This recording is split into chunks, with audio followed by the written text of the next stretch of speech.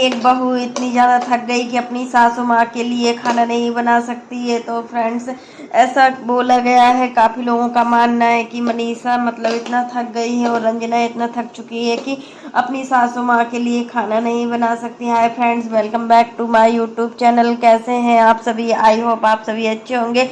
तो फ्रेंड्स, आज का टॉपिक होगा सचिन मनीषा के ऊपर। सचिन मनीषा के ऊपर इसलिए होगा क्योंकि आज बात करेंगे सचिन मनीषा की। मतलब मनीषा है तो क्या वो दो लोगों का खाना नहीं बना सकती है? क्या वो सिर्फ अपना और सचिन का ही खाना बनाती हैं? ऐसा क्यों है? तो फ्रेंड्स, इसके लिए आप मेरे वीडियो पर बने रहिएगा और वीडियो पसंद आए तो लाइक कर देना और चैनल को सब्सक्राइब करना ना भूलना। फ्रेंड्स, हम बात करते हैं कि मनीषा मतलब पिछले कई दिनों से हम देख रहे हैं कि मनीषा सिर्फ सचिन का ही खाना बनाती है।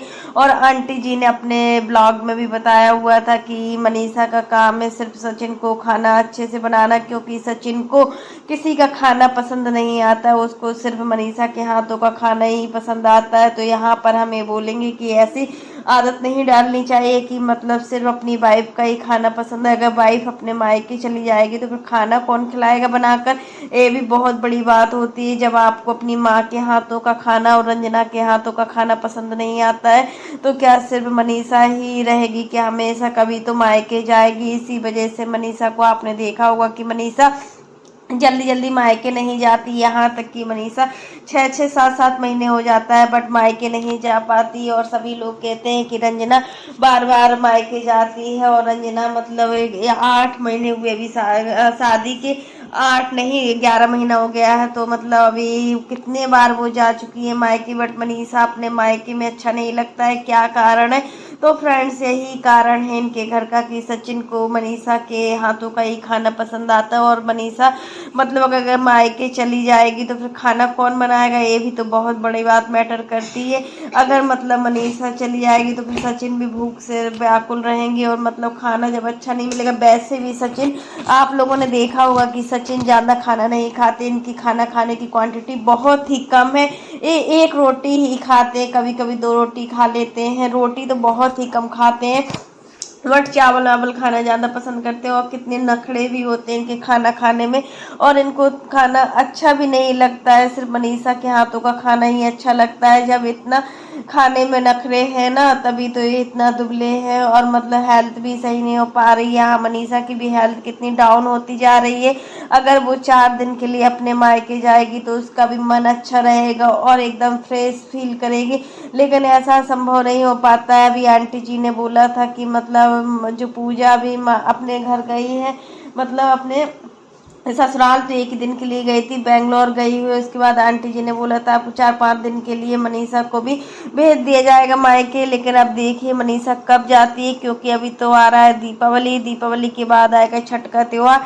ये दोनों त्यौहार ही मतलब काफ़ी मतलब बड़े माने जाते हैं। बिहारियों में छठ का जो फेस्टिवल होता है बहुत बड़ा माना जाता है। तो देखो मनीषा जाती भी है या नहीं जाती, या फिर से मनीषा के जाने का टाइम भी कैंसिल हो जाएगा। क्योंकि देखिए अब अभी स्कूल का काम चल रहा है तो मनीषा काफ़ी टाइम तक अब यहाँ रहेगी शिवान में। और देखिए जब उसको अम्बाला जाना होगा तो वो बीच बीच में अम्बाला भी जाती रहेगी, क्योंकि अम्बाला में भी देखभाल करनी होती है। वहाँ इनका खुद का ही घर है, कोई रेंट वाला नहीं है कि कोई अड़ोसी पड़ोसी या मकान मालिक हो तो वो देख सके। खुद का घर होता है तो आप लोग समझ ही सकते हैं कि कितनी सारी जिम्मेदारियां होती हैं। और इन जिम्मेदारियों के रहते मतलब हमें हर हाल में अपना घर देखना ही होता है। इसी चीज़ से अभी मतलब सचिन गए हुए थे अम्बाला, अभी कुछ टाइम पहले ही गए हुए थे, कम से कम 15 से 20 दिन पहले गए थे। जब नेहा की सगाई थी उसकी 1-2 दिन पहले गए हुए थे, तभी से मतलब अब जाएंगे।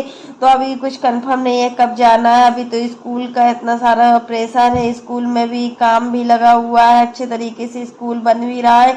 तो ये सब काम सचिन को देखना है, क्योंकि सचिन को स्कूल का काम पूरा संभालना है। पता चले कि मतलब कुछ भी गड़बड़ भी हो जाए अगर ये लोग टाइम से स्कूल नहीं जाते। अंकल जी को भी आपने देखा होगा कि अंकल जी कितना काम में बिजी रहते हैं और स्कूल का काम पूरा संभालते हैं, और सचिन भी संभालते हो। यहाँ पर प्रिंस बाबू को देखिए कि प्रिंस बाबू तो बिल्कुल रहते भी नहीं, अपनी ससुराल में ही रहते।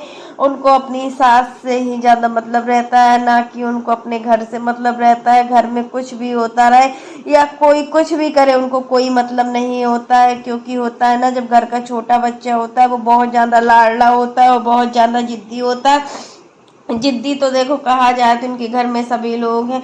एक दिन प्रिंस ने अपने ब्लॉग में बताया था कि मेरे मम्मी बहुत ज़्यादा जिद्दी है, मेरे पापा जिद्दी हैं, उसी वजह से मैं दिन पर दिन जिद्दी होता जा रहा हूँ, बहुत ज़्यादा जिद्दी भी हूँ। अब यहाँ पर देखिए रंजना रंजना भी मायके में है और मायके से नहीं आना चाहती है। तो देखिए यहाँ पर सास बहू मिलकर ही खाना का वो था, पहले बना लेती थी बट अब काफ़ी लोगों का कमेंट है कि इनकी दोनों प्यारी प्यारी बहुएं जो है वो खाना नहीं बना सकती है। क्या क्या दो लोगों का खाना, दो लोग मनीषा सचिन और देखिए प्रिंस और रंजना का तो कोई ठिकाना ही रहता है कि वो रहे या ना रहे, वो तो रहती भी नहीं है।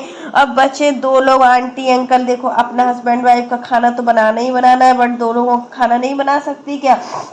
यही सब चीज़ें कमेंट बॉक्स में बहुत ज़्यादा आ रही हैं कि प्यारी प्यारी दो दो बहुएं हैं और खाना बनाना नहीं चाहती हैं। अभी से ये हाल है तो मतलब बाद में क्या हाल होगा। तो फ्रेंड्स ऐसा नहीं है, हम आपको बताएं ऐसा कुछ भी नहीं है। यहाँ पर देखिए मनीषा भी दिन भर ब्लॉगिंग करती है, अपना एक ब्लॉग डालने में कम से कम 3 से 4 घंटे का टाइम लगता है, क्योंकि जब हम ब्लॉग को शूट करते हैं तो उसमें टाइमिंग लगती है, फिर उसके बाद जब हम एडिटिंग करते हैं ना तो डालने मतलब ब्लॉग बनाने से ज़्यादा टाइम हमें ब्लॉगिंग को एडिट करने में लगती है। यही सब चीज़ें मनीषा के साथ। अब मनीषा खाना बनाने में ही लगी रहेगी तो फिर ये काम कौन करेगा? फिर भी खाने में देखो डेली पूरा खाना तो बनता ही है। यही सब चीज़ें होती हैं कि मतलब आंटी जी ने सोचा कि हमारे घर में किसी भी प्रकार का कोई लड़ाई झगड़ा ना हो, तो उन्होंने देखी खाने के लिए भी मैट लगा रखी है।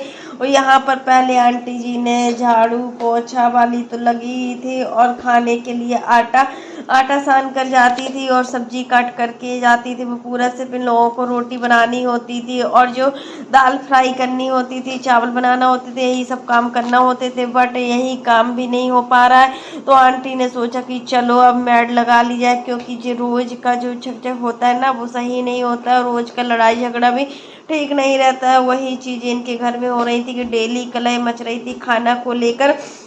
और फ्रेंड्स आप लोग भी बताइए, अगर जिस घर में खाने को लेकर कलह मचती हो तो उस घर में तो फिर कुछ कहा ही नहीं जा सकता है। यहाँ तक कि हमने सुना है कि हर घर में काम के पीछे ही मतलब कलह मचती है। काम में जैसे झाड़ू पोंछा बर्तन हो गया, यही सब काम। और खाना तो देखिए हमें किसी के हाथ का पसंद भी नहीं आता है, अगर हम किसी के हाथ का बना खाना खाते हैं तो हमारा मन भी नहीं भर पाता है। लेकिन क्या किया जाए, जब लड़ाई झगड़ा होगा तो आंटी जी ने सोचा कि हमारी बहुएं दोनों खुश रहें, जहाँ रहें खुश रहें, उनकी खुशी से बढ़कर हमारे लिए कुछ नहीं है। प्रिंस के लिए देखो आंटी जी ने यही बोला है साफ साफ शब्दों में कि प्रिंस जहाँ भी रहे, कैसी भी स्थिति में रहे, वो अच्छा रहे, खुश रहे, क्योंकि एक माँ अपने बच्चे का कभी बुरा नहीं चाह सकती है, तो बिल्कुल क्लियर बात है। और यहाँ पर मतलब माँ बेटे के बीच की बात है, बेटा भी चाहता है कि माँ खुश रहे और माँ भी चाहती है कि बेटा खुश रहे। लेकिन होता है ना कुछ बातें ऐसी होती हैं जो बातें हमें अंदर ही अंदर खाई जाती हैं और उन बातों से हम निकल भी नहीं पाते। वही सब चीज़ें इनके यहाँ हो रहा है कि मतलब जो रियल लाइफ है और जो रियल लाइफ इनकी बिल्कुल अलग है। एक दिन उन्होंने अपने ब्लॉग में बताया भी था आंटी ने कि रियल लाइफ में हम जो लोग दिखाते हैं ना तो वो कुछ बनावटी भी होता है, बट जो हमारी रियल लाइफ में जो कुछ हम दिखाते हैं ना वो बनावटी भी हो सकता है, बट जो रियल लाइफ होती है उसमें पता है कि हमारे घर में कितना कुछ चल रहा है और किस तरीके से हम इन सभी झंझटों से बाहर निकलते हैं। और मतलब अभी आंटी जी का तो ऐसा है कि वो किसी की कमाई नहीं खा रही है, ना अपने बड़े बेटे की, ना अपने छोटे बेटे की, ना अपनी बड़ी बहू की, ना छोटी बहू की। उनका खुद का अपना यूट्यूब चैनल है, उससे अच्छा खासा पैसा भी कमाती हैं। और यहाँ पर अभी अंकल जी भी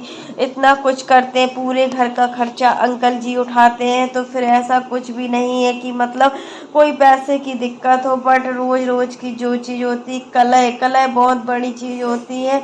और मतलब इससे हर कोई निकलना चाहता है कि हमारे घर में सब कुछ अच्छा हो। यही चीज़ें मतलब अंशु को भी लेकर समझाया जा रहा है। अंशु के घर में भी अभी काफ़ी टाइम से बहुत ज़्यादा दिक्कतें चल रही थी, मतलब अंशु का अपनी ननद और ससुराल वालों के साथ नहीं बन पा रहा था काम को लेकर। तो यहाँ पर आंटी जी ने अपने ब्लॉग में साफ बताया हुआ था कि हमारे घर में देखिए दो दो मैड लगी हुई हैं, उसके अलावा हम खुद किचन में लगे होते हैं, जो भी नई नई रेसिपी बनानी होती है हम खुद बनाते हैं, किसी के भरोसे नहीं बैठते कि तुम बनाओ कि तुम बनाओ। और सिर्फ हमारी बहुएं जो खाना बनाती हैं तो सिर्फ दाल चावल सब्जी रोटी ही बनाती हैं, इसके अलावा कुछ नहीं करती हैं। अगर कुछ खाना भी हुआ नया अगर तो हम ही बनाते हैं, क्योंकि कब तक ऐसे हम लोग जीते रहेंगे कि कुछ लाइफ में खाने को ना मिले और तरसते रहेंगे। यहाँ पर हम और अंकल जी बहुत ही ज़्यादा शौकीन है और हम लोगों को बदल बदल कर ही खाना चाहिए। ये सब चीज़ें बता रही थी आंटी अपने वीडियो में। तो फ्रेंड्स हम यही कहेंगे कि मतलब इसमें मनीषा की और रंजना की कोई गलती नहीं है, क्योंकि देखिए 6 लोगों जब रंजना और प्रिंस रहते हैं तो इनके यहाँ 6 लोगों का खाना हो जाता है। फिर आप लोग समझ सकते हैं कि 6 लोगों के खाना में काफ़ी तो रोटियां भी बनती हैं और दाल सब्जी की क्वांटिटी भी बढ़ जाती है। तो फिर यही चीज़ को देखकर एक मैड का होना बहुत ज़रूरी है, जैसा भी फिर हो। तो फ्रेंड्स आज के लिए बस इतना ही। कैसा लगा आपको मेरा वीडियो पसंद आए तो लाइक कर देना, और अगर आप चैनल पर न्यू हो तो चैनल को सब्सक्राइब करना ना भूलना। फिर मिलते हैं नेक्स्ट वीडियो में, तब तक के लिए बाय, टेक केयर। और इसी प्रकार की नई नई वीडियो को देखने के लिए आप मेरे चैनल पर बने रहिएगा और मेरे चैनल को ज़्यादा से ज़्यादा सपोर्ट कीजिएगा। और फ्रेंड्स आप लोग कमेंट बॉक्स में ज़रूर बताना कि मतलब जो आंटी जी ने डिसीजन लिया है क्या वो सही है, क्या आंटी जी के घर में मैड का होना जरूरी है, क्या अंशु के यहाँ भी तो मैड रख सकती हैं उनकी सासू माँ, आखिर अंशु की सासू माँ मैड क्यों नहीं रखती हैं। ये तो अपने अपने घर की सोच होती है, इससे हम कुछ भी नहीं बोल सकते हैं कि मतलब किसी के घर में कुछ है तो किसी घर में, हर कोई अपने बजट के अनुसार ही हर चीज़ करता है और जैसा पैसा होता है ना उसी अकॉर्डिंग हमें अपनी चादर फैलानी चाहिए। उसके अलावा अपनी चादर ज़्यादा नहीं फैलानी चाहिए। तब तक के लिए